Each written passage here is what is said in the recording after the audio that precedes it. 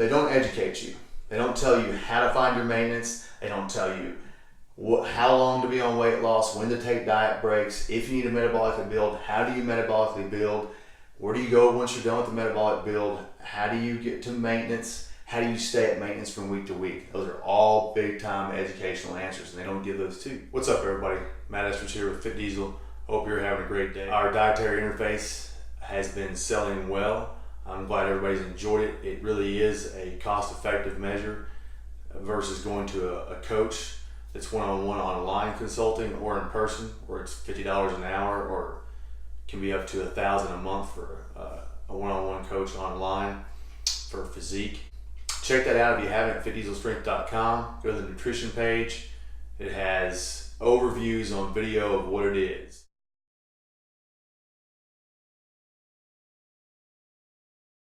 And some other information on there that will be helpful to you in making a decision and understanding how we do things off of science and experience. Let's take it right to the whiteboard today. Fad diets and why they fail. So why are there so many different diets over the years? 1 minute high protein is good. Next minute high fat diet's good. Next minute carbs are bad. Years back it was fat was bad. So it just keeps going full circle. Well, specifically because it's a huge money-making industry. Atkins, he was actually an educated doctor, obviously, and he went with this diet, which is going to be similar to paleo, what a lot of CrossFit and other people out there follow to a degree. South Beach, it's been killing it. Slim Fast, still around. Jenny Craig, that's been on the market for a long time and doing better this last year. Keto, that's the new one. Paleo was before it, now it's keto. And IF is big still right now. Intermittent fasting with keto, that's the big push, that's the big marketing sell. So I'm gonna tell you why all these fail. And everybody out there who's listening, or some of the other experts out there that they say they are in their field, and they're selling keto online or they're selling paleo, and so we know it works. Well, yeah, it does work. But what happens after diets? Check out the research. Check out, for example, the study they did on The Biggest Loser. All those contestants afterwards, they gained all their weight back and more. Why? Because there's a research theory out there that you can reset your body fat set point, which means you diet down, your metabolic rate, your maintenance calories reduces. All of a sudden you go back to normal eating. You're not calorie counting, you're not getting weekly data, because that's not what people teach. None of these diets teach that, or people. And then all of a sudden you start eating more. Well, your ghrelin levels, which make you hungry, they are still high. And your leptin levels, which control fat loss, well, they're low. So it takes a while to even get back to a hormonal state to where your body is satiated where it's at and happy. What they found is people are still hungry from their ghrelin levels after they've hit their normal body fat set point, and they overeat past that. And what do? The theory and the research is they're actually increasing fat cells, because you're born with so many fat cells, and they shrink or they expand. As you have a surplus of calories, they expand. If you have a deficit of calories, they shrink. That's how you get leaner or fatter. Well, they're saying that you can actually increase those fat cells by overshooting your body fat set point. Now, can you get back to where you were before? Sure, they can shrink down, but it's a little harder. You're going to have to get even leaner this time because you have more fat cells. Personally, I believe in that research. I've done it once myself, and I've seen it done with a lot of people who've come to me who are clients who did the traditional bodybuilding or physique athlete diet to stage and slash calories. The same trainers give the same diets, the same broccoli and fish, and 1,500 calories for female and maybe 2,000 calories for male, depending on the size. And all of a sudden they slash diet, come back starved, gain it all back and more. And I've seen a lot of that, and I'm actually working with several clients like that now who've reset that body fat set point. And from the research I believe in and see, and now I'm having to metabolically build them to get their metabolism high enough to where they can actually diet down. And that's the fallacy in all these fad So number one, I just went over. Gain it all back and why. I gave you a study to look up. Number two, they don't educate. Here at Fit Diesel, we educate throughout the process, whether you're using the dietary interface, which is my knowledge and the science with experience put into computer code, and each week, and even I use it, my wife uses it, it spits out where you are. So this past series of dieting I've done, I was on a metabolic build. Well, for 3 weeks in a row, I gained. I put a video out on that recently. So it kicked me out and said, you've gained too much. It's not pounds or anything like that. It's fractions of a pound. And then after so much gain, it's going to kick you over to maintenance. And from there, it's going to reduce back down to the last time you didn't gain. Just to give you an example of how that metabolic build works. And then I switch over to a lose weight. Well, if my lose weight this first week doesn't go well and how I'm doing it, it's going to decrease the calories more. And then if I make up the weight loss in the next week, because weight loss isn't linear, it's hills and valleys, then it's going to increase my calories. So it stays up with the pace of the goal you have. Look at Colin Congo on our testimonials page. He's using it well. The first week went very well for him. The second week, he lost too much. It raised his calories. Well, as a physique athlete for 10 years and a pro, a PMBA competitive pro, he decided from knowing the knowledge that I have and the science that I explained to him to go with what the system recommended. So what happened? He lost even more weight that second week. And then from there, we went on to a diet break because it was time for him. And that's a whole other video of science and the reasons behind that.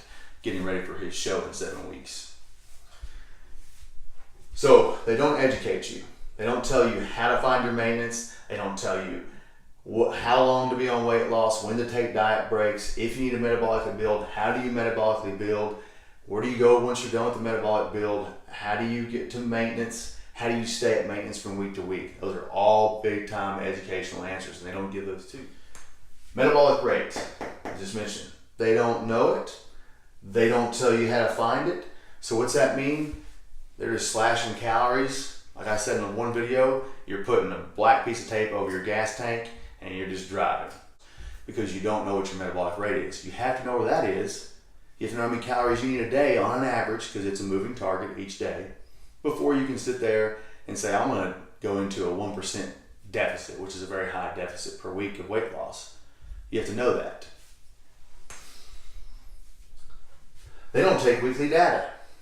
None of these diets do, and coaches, you go to your normal gym, they're not teaching this. Your personal trainers get a certificate on a weekend, and they just do what they call bro diets, follow bodybuilders have done in the past, and they slash the calories. They're not doing it from a science point of view, along with their experience. Weekly data is very important. If you don't take several types of weekly data, then each week you don't know where you are. You don't know if you lost too much, lost too little. You don't know why, and then the why of what you're losing and how you're losing it is important. See, if your sodium's high and your water goes down, you're going to gain weight. Well, that's not fat loss or fat gain. If you do the opposite of what I just said, it's the same thing. If you have an extreme amount of fiber versus what you did the previous week or last few days, you're going to look bloated and you're going to have more water. Literally, you're full of it, literally. And you know what I mean by it, hopefully. And also, fiber requires a lot of water, so your weight's going to go up. If you're on a medication, then your weight's going to go up, depending on what that medication is. If you're over-exercising, then you can have more inflammation and your body's fighting that. Again, your weight can go up. Many factors. Food volume. If you ate a lot more in 1 day or 2 days, it's still in your system.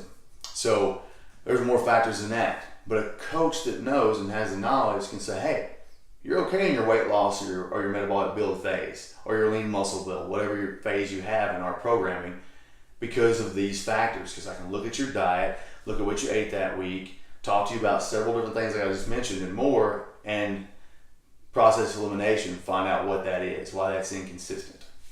So they don't take weekly data and they're not educating, obviously. Next, no answer to a plateau. Everyone's going to plateau in your dieting phase. It's going to happen. When I build someone up for their metabolism and it's really high metabolism, like my guy Rick out there, just at 3,000 calories in roughly 6 weeks is where he's at. He's gained about 700 calories in his diet, which is awesome. He's down a pound, fluctuates between a half pound, quarter pound, pound, depending on the time in a week, in weekly data. But everybody says he's a lot smaller. His pictures is a lot smaller. That's why a pound, it doesn't equal what a pound is on the scale. And a pound on someone else isn't a pound on you. It's not the same. So, on plateau specifically, there's several ways to break that. Increasing activity, but you have to know how much activity to increase. Decreasing calories, but you can't slash calories because you only have so much room to go low. You have to know how much to put it in there scientifically and from experience. And these diets and coaches at normal gyms don't tell you that because they don't know that. And they're putting you all in bad places. Now that's what irritates me. And honestly, I get a little fired up about that because so many myths are out there and bad education, like if you don't intermittent fast, you're not going to lose weight. I use intermittent fasting. I use it in a controlled way. It doesn't hurt muscle building. And I also do it in a way that allows me to be successful in a dieting phase because it works better for me. I like more food volume in the afternoon through the evening and less in the morning. It doesn't mean I'm not getting my protein feedings in because without the protein, so often, which through science, they've shown a lot of studies recently, 4 feedings in a 4 to 5 hour period at least, that's a good number. And hitting the leucine threshold, depending on what size of person you are, it can be up 25, 30 grams of protein. I'm getting that in there as well, but I like to choose that intermittent fasting point at that late afternoon for those reasons. However, if you just intermittent fast, you don't know what you're doing, you don't know what your maintenance calories is, and you just start it and all of a sudden you lose some weight, well, yeah, you're going to. You're eating less food. But as soon as you go back to the old thing, your weight's coming right back, going to look the same way. Number 6, they don't build your metabolism. I said metabolic build a couple times here already.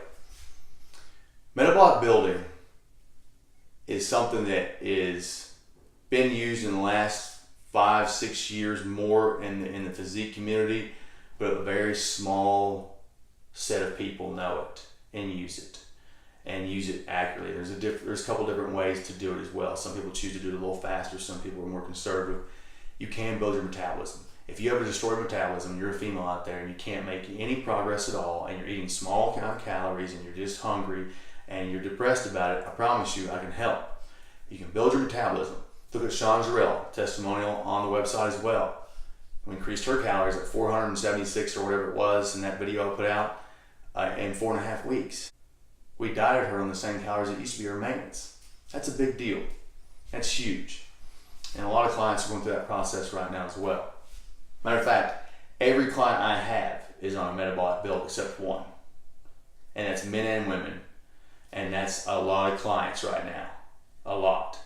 That should tell you that there's a problem with society thinking they're eating a lot or eating too little. What it is you eat little during the week because you're busy or you don't know what your maintenance is. Then you go out on the weekend and eat a bunch of stuff. You think you're gaining weight and all of a sudden you go back to the normal thing again. You're yo-yo dieting. It's not going to get you anywhere. By the way, when you're dieting, you're not going to gain a lot of muscle. So if you're dieting throughout the year all the time, no muscle gain, the muscles aren't going to look good, they're not going to grow. No sustainability. I don't know anybody that's stayed on Atkins the whole way, or South Beach, or Slim Fast, or Paleo, or Jenny Craig, or Keto, intermittent fasting, the Mediterranean diet. Now, some people out there eat Mediterranean because they're from there, but here in the U.S., they don't just go Mediterranean and never go back to what they used to do. They still go get their pizza and everything else. Paleo people, they eat it most of the time. They still go get their other stuff. But at some point, people get tired of it. I know a couple researchers from the keto field. One has been on keto, I think 3, maybe 4 years straight now. He's a competitive endurance athlete, and that can work for endurance athletes. That's why they're testing on special operations personnel.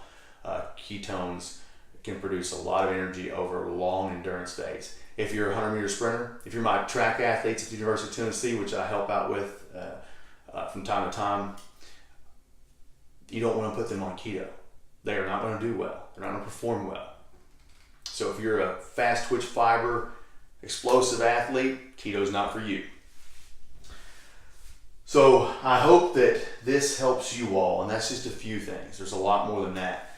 to understand why fad diets don't work. And all of you out there who are listening to me, you're sitting there going, yeah, I've tried a ton of diets and I'm the same. I haven't gotten anywhere. I've gotten fatter. Or I'm the same. Or I always go back to the same. Or I've stayed, my diet worked and I'm small, but I'm starving. I don't eat much. I can't go anywhere and enjoy vacation. I can't go out with friends on the weekend. I can't have 4 or 5 pieces of pizza because my metabolic rate from the rest of the food I eat in that day only allows me to have 1. So if that's where you're at, fitdieselstrength.com. Go to any page. There's going to be red tabs at the top, depending on what section you're in, whether it's active shooter, nutrition, strength and conditioning. It's going to take you right to the right place. Subscribe to our email list for updated videos on all of our different media channels. Have a great day. God bless.